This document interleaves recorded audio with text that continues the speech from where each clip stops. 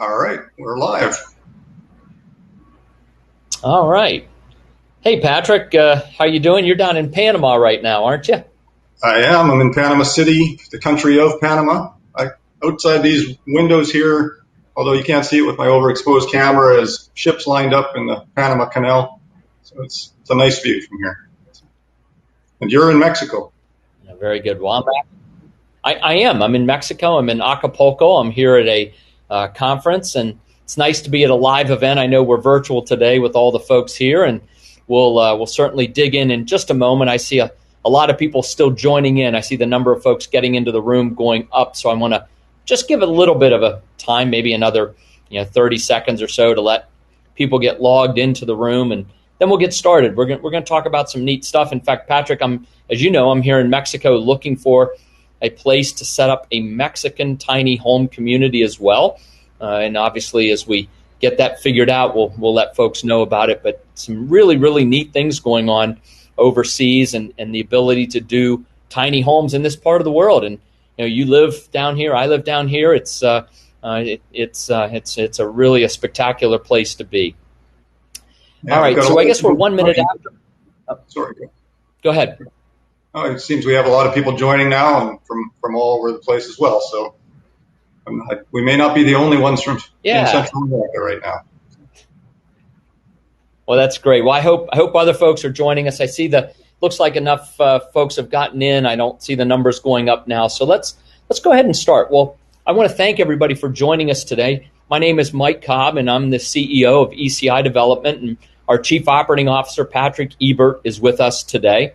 We've been doing homes in resort communities in Latin America for 25 years now, and it's something that we really, really have loved doing. It's been a passion of ours to be able to serve people with a home and product down in our part of the world. I lived in Nicaragua for 14 years. Patrick has lived in Nicaragua, has lived in Belize, now lives in Panama, all places that we build communities. But one of the things that was so exciting was about maybe 2.5 years ago, Patrick's son Spence got us excited about tiny homes.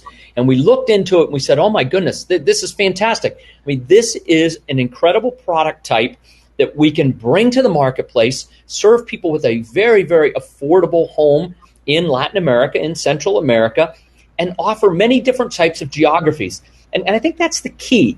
It's not just one thing. A lot of times we kind of get in our head the tropics is maybe a Caribbean location or something at the beach, and that's true. We do have beautiful tropical locations on the beach, but there are many other geographies. There are vineyard communities in Argentina and Chile.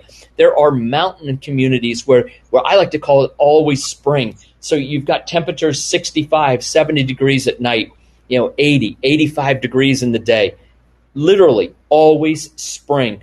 And Patrick's going to talk a little bit about some of the communities that we're developing in these areas on the beach, on the Pacific, in the Caribbean, over the water in Belize, in the highlands of Panama, which is that springtime, all the time climate.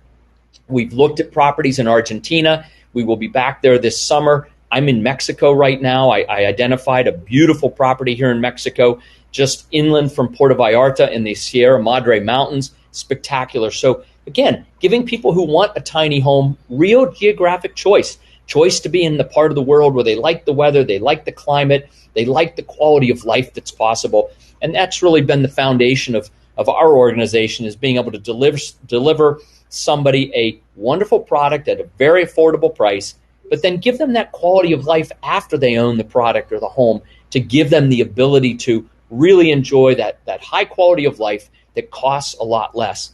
And the one thing that I just simply want to touch on that's so important, it's the last point: no North American legal regulations. One of the things that I think is very difficult for the tiny home community, I was just down in Nashville, Tennessee a couple weeks ago, visiting a company called The Retreat. They're doing some beautiful tiny homes in and around a lake property on a bluff in just southeast of Nashville, Tennessee. But they're kind of stuck with a lot of the zoning regulations that come, as I would call, the ball and anchor of doing this type of tiny home community in the United States. When you go overseas, you lose a lot of this zoning regulations. You gain freedom. You lose the ball and chain, and you gain freedom to be able to do the kind of tiny home communities that we would love to do in the United States, but many times we're prevented to by zoning or regulatory authorities. So being overseas, doing these tiny homes in Latin America is an incredibly freeing experience, and it's also a freeing experience for the folks who decide to own a tiny home overseas as well. A lot of people, real quick, and then I'm going to let Patrick, you jump in. A lot of people are looking at a tiny home as a plan B, right? They don't like how things are going in the States, whether it's the politics, the COVID, the reaction to COVID, whatever it happens to be. People are saying to themselves, you know what? I want a plan B. I want something outside the United States that I can call home, and when I'm not there, I can rent it out, right? Many people use these tiny homes as rental properties because they are really phenomenal rental properties. In many cases, they're very sexy. They're over the water, or they're at the beach, or they're in a jungle community, making them a very, very rentable product. And then obviously now we've had this big change in paradigm shift, right? This digital nomads. For so long, this idea of the digital nomad was this, esoteric idea. But now people know, the employers know that the employees will work. They're not going to binge watch Game of Thrones all day at home. And the employees can also feel very safe and comfortable in the knowledge that I'm not going to get fired if I ask my boss if I can work from home. Well, all of a sudden, when you can work from home, where is home? Home can be anywhere that you have internet. I'm in Mexico today. Patrick's in Panama. We're doing this Zoom or this virtual conference with everybody here today. So home can be anywhere. And when home can be anywhere, then we have real freedom of choice. We don't have to wait to retire. We don't have to wait to vacation. We can move where we want to live. We can move where we enjoy the quality of life. It's surfing, it's golf. Oh, sorry. Tiny home has the ability to do that affordably, and it gives us the ability to really obtain a high quality of life. And for us, outside the country is certainly the next evolution of tiny homes. We've done now for many years. We've been a developer for 25 years. Tiny homes in the region now for 2 years, and it's very, very.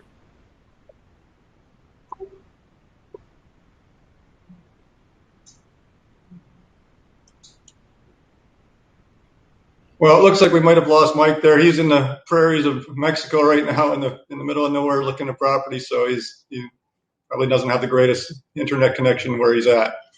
But my name is Patrick Hiebert. I'm the COO of ECI Development, and I just want to talk a little bit. Sometimes it helps to explain kind of how we got interested in tiny homes. And Mike had mentioned, my son has been involved a lot with some of the designs, and one of the reasons for that is, in a former life, 20 years ago or so, I was in the software business and was lucky enough to, sell a software company in the .com era, late 90s, early 2000s. And of course, I did what you do then. You buy a big house and sports cars and things like that. And but I soon realized it didn't make me happy. It wasn't really, there was rooms in the house that I never went into, and it was just a big waste and a lot of work. And so we moved into a smaller home, and then ultimately into a condominium. And then finally, when my daughters had grown to be adults and it was just my son and I, we moved into a boat. And that was probably one of the most, enjoyable homes that I've ever had. And a boat's kind of the ultimate tiny home. It doesn't get, much tinier than that because you're not only in the home, but you can't really use your yard either because it's surrounded by water. And the other thing that it trained me on in those days was on, eco-friendly practices, not only, generating your own power. Obviously, you can't run an extension cord to your ship and your boat in the middle of the ocean, but you also learn to conserve. You have to create your own water from desalination. You have to generate your own power. And so, you learn to conserve those things as well. So that was kind of my path. And then I wanted to take that experience of the tiny eco-sustainable living. I mean, we would fish, for our dinners every day and, move that back onto land. But I wanted to do it in a tropical environment. So I joined up with ECI Development, and their path, the ECI, the company path, was kind of similar in terms of we built some large, 3,500, 4,000 square foot solar powered homes. Some of them were completely off grid. Some of them were hybrid. The little picture of the little unique vehicle there is we imported the first solar-powered vehicle, well, electric vehicle first of all, but 100% solar-powered. You don't plug it in, into Nicaragua. I'm a Canadian citizen. I love Canada. It's a great country, but I really wanted to be in a warmer place, and there was opportunities for me to do that, and also, work from wherever I was. So I became a Nicaraguan resident, and Nicaragua is a really, great country. We'll talk a little bit more about that. But so we went through an evolution too of creating, eco-friendly homes that were larger, and ultimately creating what we're doing now, which is multiple tiny home communities. And you see some of the pictures of the golf course there and the beaches around these communities. So what we created was the TESS concept, and the TESS really stands for tiny, eco-friendly, sustainable, or smart. And it's really both sustainable and smart. But tiny homes are by their nature eco-friendly. Obviously, they have a small footprint. We do things like green roofs and that. We understand. We don't really call ourselves eco-fanatic. We refer to ourselves as eco-sensible. It needs to make sense, and if the technology is there to do it, then we certainly put it in. We have solar power, wind powered systems on our homes. In the case of the one I'll show you in Belize, it's desalination, so it's above ocean water, so it's kind of the Tahiti style one. So we have to create our own reverse osmosis potable water. And we have gray water reuse, an active vacuum septic system, so that we don't have any effluent going into the ocean, and all those sorts of things. So we really do take the eco-friendly side seriously. And the other part that's been really intriguing to people is the sustainable area, where all of our tiny home communities have orchards, community gardens, we call them mini farms, where if you want to have chickens and collect eggs in the morning and those sorts of things. And it just makes the whole environment. These countries, first of all, are extremely inexpensive to live in. I mean, my wife and I would go to a market near the Nicaraguan community and fill up one of those big burlap sacks of groceries. And from the market would be vegetables and fruit, whatever, potatoes and lots of grapefruit, the bananas, mangoes, oranges, all the things that grow in those communities. And then, the last time, I think it was $2.80 for a big, sack that came up to my hip of vegetables and fruit. So first of all, it's really inexpensive, but it's also, I personally, and a lot of people are really enjoying it too, is the sustainable component of this, where you can, really, grow your own food, and 90% of it you don't need to buy. So when you have your home is 100% off grid, and you're creating your own sustainable food source, it's a really inexpensive and amazingly great way of life. We also put in smart home features. Some people like it, some don't. It's totally up to you in our communities, but in your home. But we use it for, especially on the rental side, it's really powerful, because when the people go to the beach and leave the air conditioning on all day in an off-grid home, that's hard on the batteries and the system. And so, we can have the system automatically turn the AC off if they leave it on, and those sorts of things. Unlock your door so people can self-check in. They can arrive 11:30 at night or whatever and check themselves in by a Wi-Fi or Bluetooth connection to the lock that they've been given a code for before. So it really is a powerful feature for rental income, rental homes. So as Mike mentioned, we're currently in Belize, Nicaragua, and Panama. I'm going to talk a little bit. We have lots of webinars about the countries themselves, and if you're interested in moving to one or just visiting or all that sort of, becoming a resident, we have tons of information on that, and we're happy to share that with you. And you can, go to our website or send an email to info@ecidevelopment.com, and we're happy to share those links with you as well. But Belize is, pretty unique. It's very close to North America. It's easy access on flights. English is the official language. It's the only country in Central America that it has English as the official language. It's affordable. It's got regular English common law that most people are used to. The country has providing a lot of attractive investment incentives to attract people to do just what we're suggesting, getting a place in Belize. And there's a very quick increase in tourism. Obviously, the COVID situation has put a dent in tourism everywhere, but it's actually already responding. I was just there last week, and it's starting to get busy again. So we have a test village in Belize on the island of Ambergris Key in the Caribbean. It's a beautiful spot. These are over the water bungalows. They're a hybrid solar system, so they have both the solar panels and connected to the grid. They can be loaded with smart home technology that I just mentioned, or you can choose not if you don't like it. We use reverse osmosis systems to create potable water because they're above salt water of the Caribbean, and the Caribbean's a warm part of a warm sea, so it has a very high salt content. But it's a very unique community. You don't find them a lot in the Caribbean for some reason, and it's kind of like the Tahiti, Bora Bora style homes. One of the things I really like about these homes is we implemented a glass floor, so especially at night, you can sit there and watch, all the different things, stingrays and various things, swimming turtles, giant sea turtles and things swimming underneath the home. And here's just some pictures. This presentation is recorded, so I won't spend too much time on the pictures. You can always come back to them and look at it. But there's a lot of different designs here. We have 3 or 4 designs for the tiny homes here. The test Belize first phase is already sold out. We are creating the second phase, and there's a waiting list. But if anybody's interested, you can get on that. These communities have been amazingly popular. We haven't seen interest in our tropical communities like this for a decade. I mean, I think it's a mix of what Mike mentioned earlier of a Plan B combined with minimalist living becoming more popular, combined with the eco-friendly component, and it's just all come together, and the sustainability. So they've just been extremely popular, and they're very cool communities. So we mentioned the community in Panama. I'm in Panama right now. As I mentioned, outside behind me there is the ships lined up for the Panama Canal, as I'm in Panama City near the canal entrance.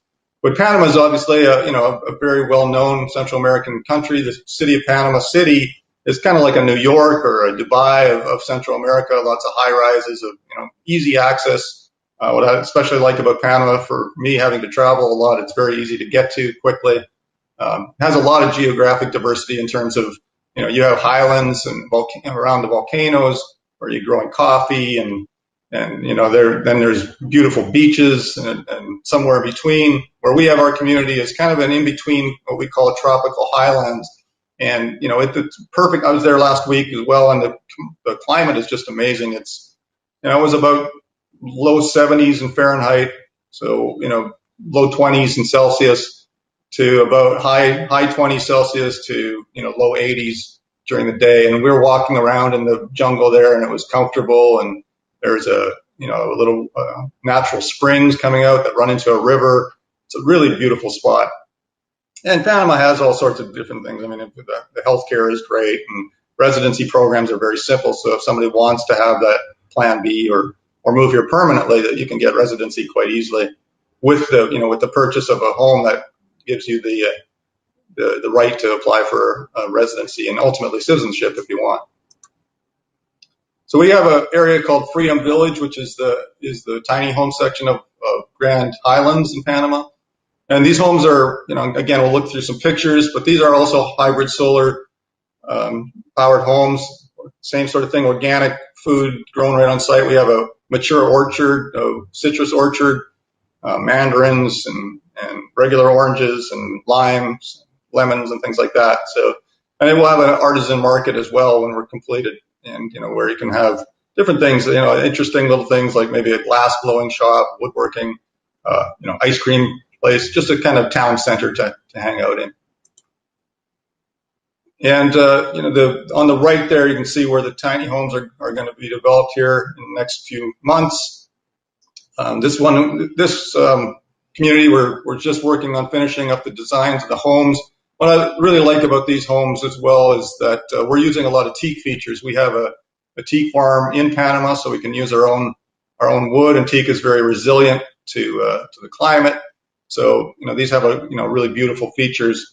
And you're only about 20 minutes away from a dormant volcano, and that's by the town of Boquete, which is a huge expat destination, and lots of cool coffee shops and chocolate shops, and many restaurants. I had Peruvian food there the other day, and so it doesn't matter what you're looking for. That Boquete is pretty pretty interesting little town.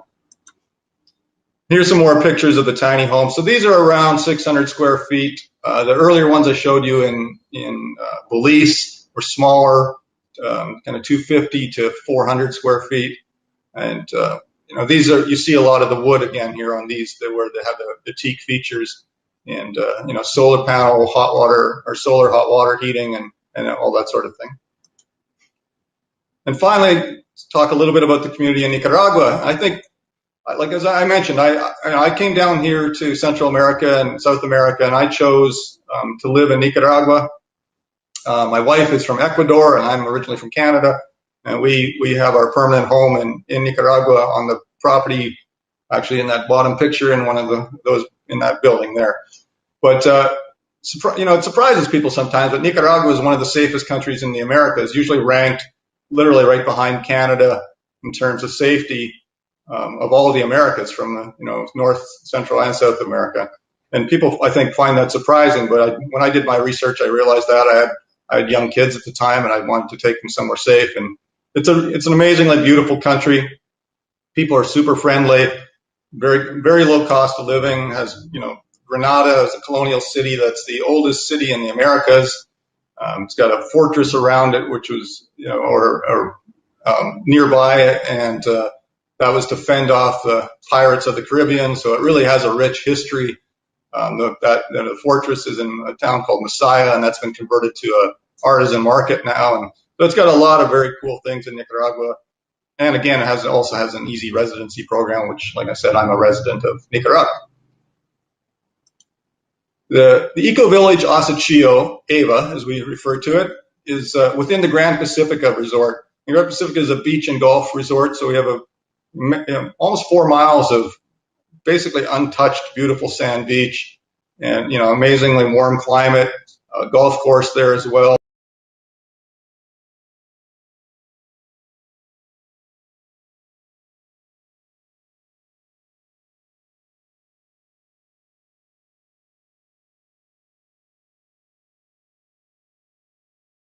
Close to the beach on the Pacific on the left side, and it's just it's an amazing spot because you can have all the benefits of both types of bodies of water. You can go kayaking in the river, or you can go surfing. It's one of the top surf beaches in Central America is here at Asachio. It's challenging enough for good surfers, expert surfers, but it's also very forgiving for new surfers. And just about a mile down, still on our property, we have a reef break, which the Asachio one I was talking about is a sand break for surfers out there, or beach break, and the other one is a reef break, and it's called the meat grinder. And for obvious reasons, you don't want to wipe out on that one because there's a lot of reef underneath you. But that's only for experts. With this beach here, where the Ava community is a very forgiving beach. It's awesome for swimming in or boogie boarding and whatever you want to do in the water, that even if you're not a surfer. And again, we have the communal orchards and gardens and mini farms, as I mentioned earlier. And this is probably one of the least expensive communities that you could live in. Nicaragua has one of the lowest cost of living for the highest lifestyle that you want. And then combining that with the communal orchards and the gardens and the farming, it really makes it a great place to live. So something I like to mention sometimes when people are thinking about what Mike mentioned earlier about working from home, and your home can be anywhere. Well, people tend to think, well, okay, I can work from home, but I need to still maintain the same income that I did. Well, not if you move to one of these communities, because there's so much less cost in your life that it's really inexpensive to live, and you don't need to have that same revenue generation. So you may find you only want to work half time if your employer allows it, or if you're consulting or whatever, or you can save a lot of money if you're making the same kind of income you were when you were in the U.S. or Canada or in European countries. You'll find that you can save a lot of money living in such an inexpensive place. Plus, have what I think is a far better lifestyle. So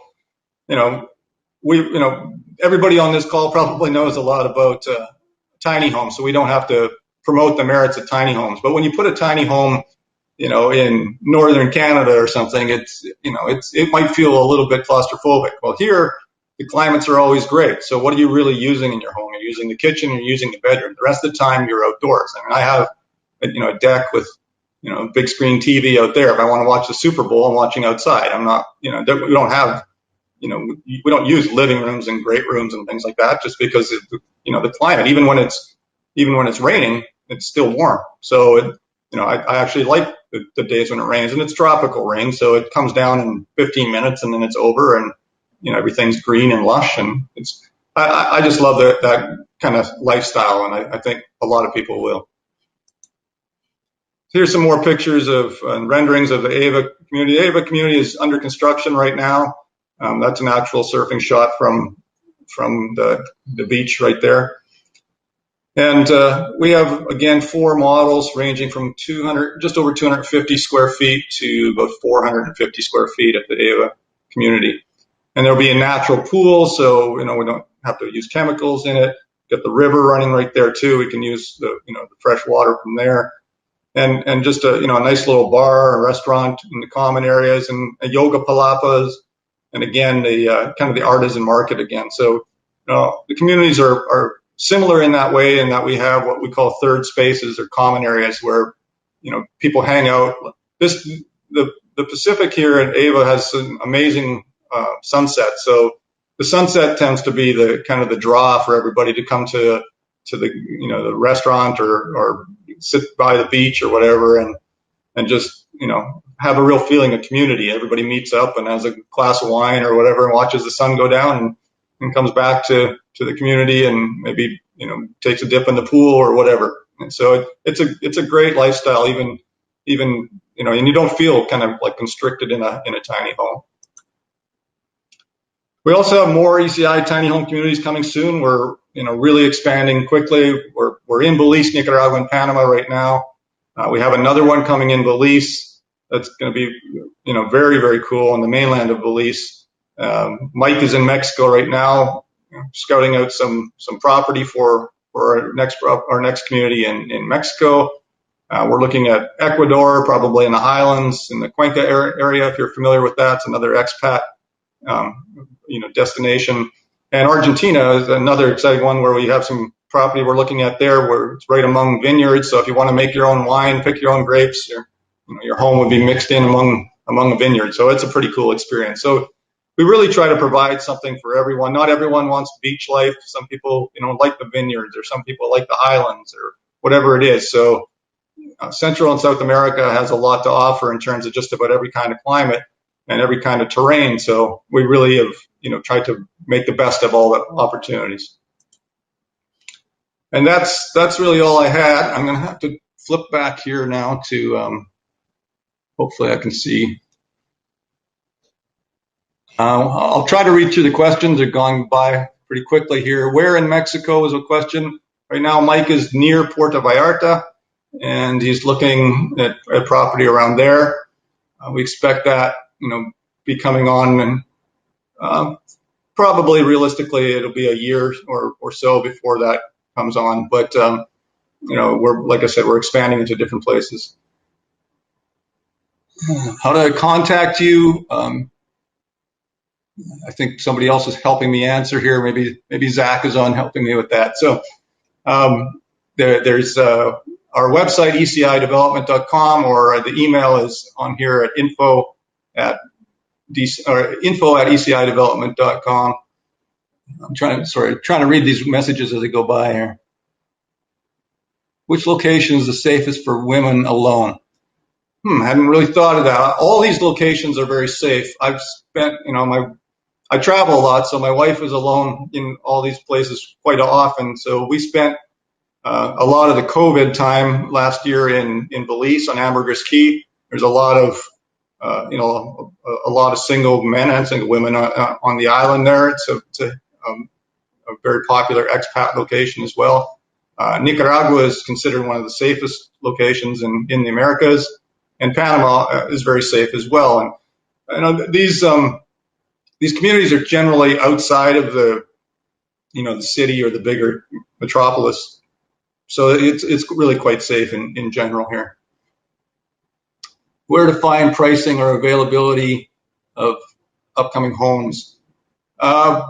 Yeah, I didn't put pricing in here. It wasn't supposed to be a sales pitch. It was really supposed to be more of a explain to people that there are tiny homes, and they're not necessarily all on wheels, and they're not all necessarily, in North America. So we have tiny homes starting at about $90,000. I mean, that's the ownership of the lot, a concrete and steel home, and fully solar system package. The off-grid ones are completely loaded to handle the air conditioning and everything. So then they go up to about 169 is for the over-the-water ones in Belize, and about middle of that range for starting range in Panama.